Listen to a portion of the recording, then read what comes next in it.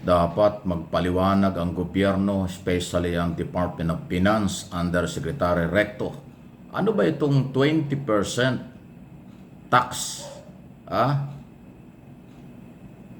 Tawag dito ay interest tax ba ito or panibagong tax sa mga long term at saka short term na mga deposito ng mga Pilipino sa iba-ibang bangko? Ang balita kasi yung mga bank o mga pera natin sa bangko na nakadeposito, naka-regular account or time deposit account, ay kukunan daw po, babawasan daw po ng 20% dun sa interest. Ang liit na nga ng interest, babawasan pa ng 20% para daw tax buwis, bagong buwis ng pamahalaan. So, nagkakaroon po ng kalituhan dito. Nasasakyan pa ito at sasakyan sigurado ito ng mga politiko ng kalaban ng gobyerno at palalakihin ang isyong ito na ang dating ay parang panay-bagong pahirap, panay-bagong kalbaryo nakakaharapin. Alam nyo, hindi lahat ng Pilipino ay merong bank account. Hindi lahat ng Pilipino ay merong time deposit sa mga bangko. Marami wala. Marami ngang Pilipino walang bank account kasi mahirap ang buhay. Ay itong mga perang ito na kanilang itinabi sa mga bangko, ito nabawasan na ng mga buwis. Kasi mga kinita nila yan sa negosyo, kinita sa pagtatrabaho, yung savings nila, tipid nila sa kanilang pang-araw-araw na gastos, itinatabi sa bangko para kahit paano kumita at kinabukasan ng mga anak. Ay akalain mo, ang balita ngayon at ipinatupad na mula July 1, nagsisimula na, babawasan pa ng 20% yung interest na kinikita ng mga depositor.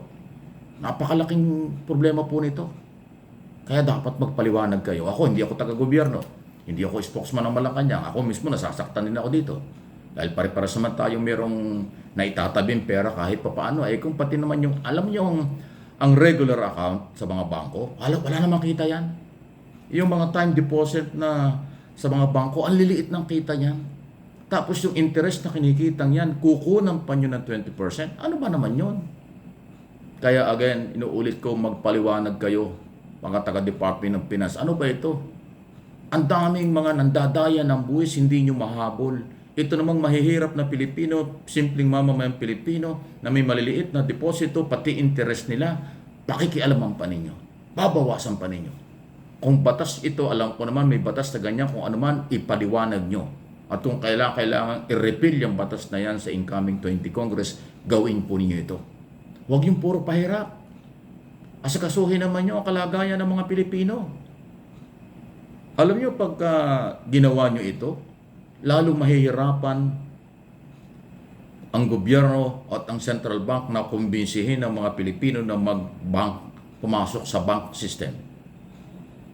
Marami dyan magtatago ng pera. Black market ang palalakasin.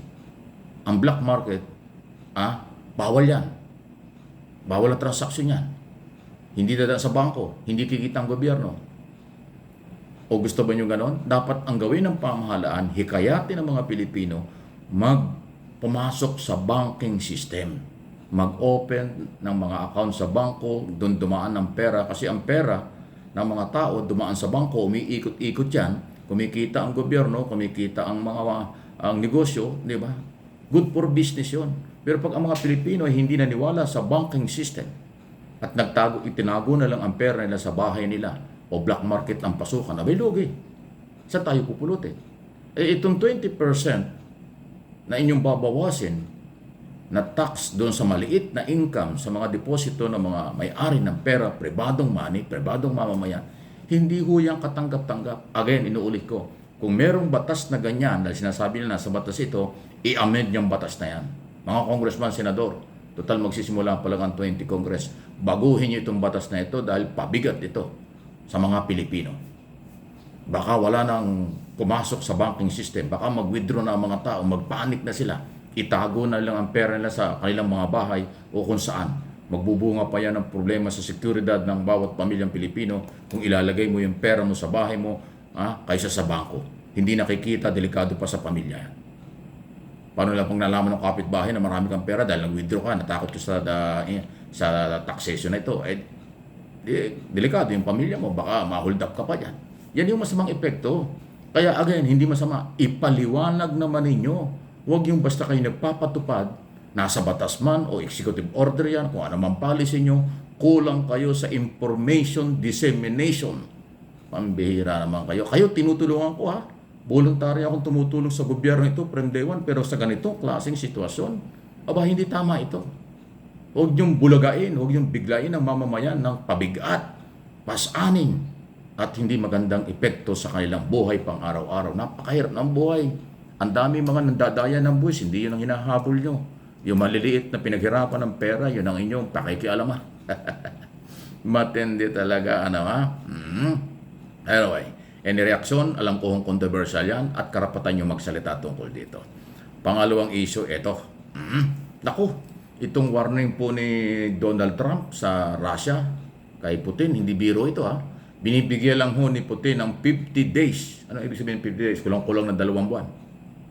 2 buwan kalahati lang halos. Si President Putin ng Russia na seryosong makipag-ceasefire sa Ukraine. Kung hindi ay isasangsi niya ang Russia ng 100% taripa. Ibig sabihin, lahat ng produkto na galing sa Russia papunta ng Amerika, 100% increase ng taripa. Babayaran niyang buwis. Mabigat po yun. Babagsak ang ekonomiya ng Russia noon. At pangalawang warning niya, aarmasan daw niya, susuportahan daw ng Amerika at lahat ng member ng NATO na ito, ano ha? Yung samahan ng marami mga bansa. Susuplayan ng armas at pwersa ang Ukraine para labanan si Putin. Ibig sabihin, palalakihin pa, lalaki pa ang away ng ilang taon na sa pagitan ng Ukraine at Russia. Matapos po makipagkita sa White House kay President Donald Trump, yung pong Secretary General ng NATO. At yun ang napagkasunduan. Nagulat din ang marami doon. Lumabas sa international media yan. 50 days na lang ang binibigay. 100% taripa at mag-i-increase yung away dahil susuportahan. Ayan ang ayaw na ayaw ni Putin. Makailang ng NATO, makailang ng Amerika, kaya sa Ukraine para labanan siya. Mangyayari na pag hindi sumunod. Kaya ko tinatalakay, huwag niyong isiping malayo tayo doon. Lalo pa ho tayo maapektuhan dahil maraming produkto tayo dapat manggagaling dyan na wala na.